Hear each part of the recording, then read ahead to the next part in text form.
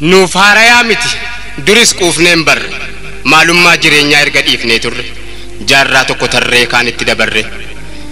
bara dhufu abdanna takka abdiin murre barumaan gadadoo malee waan agarre ijji cunqurfamaa imimmaan hin daarre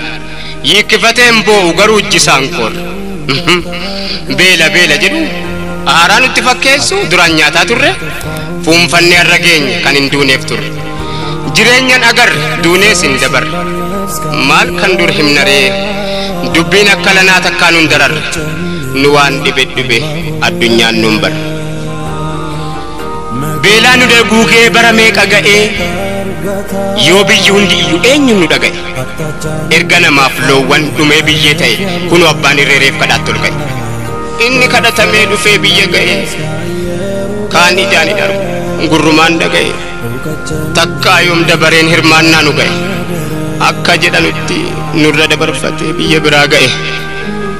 yaa beela hammeenya yeroon kennisiisu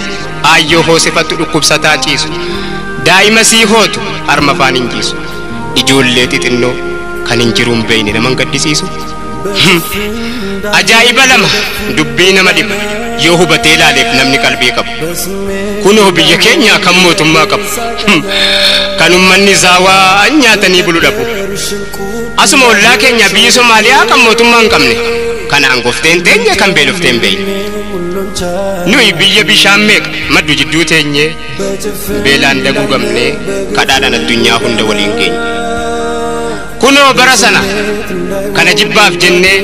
nu yoom irraanfanne sagalee abbaa irree gaafa dhaggeeffanne misoomaaf qophaa'aa jennaan dhugaa seene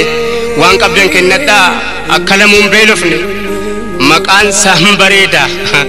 waldaa misoomaati jennaan gagammanne misooma erga jalqabame waggaa meeqaatama eessatu misooma biyyoonuma sooma aangoota oomishama siyaasa qarooma ummanni waan nyaatu dhabee beelaan dhuma maal maqaan misooma biyyoonuma yooma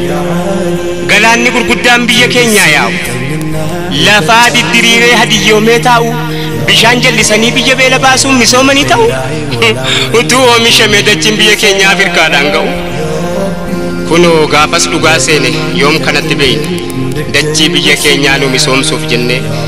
silaa maal qabnaa miti si haftee urgufanne miliyoona 100 meeqa ga'eera nuun jennaan baay'ee isaa gammanne kunoo eegnee waan misoome dhabne bara dhufaa dabraa beelaan daguugamne horiin misoomaa sun mee eessuma dhaqe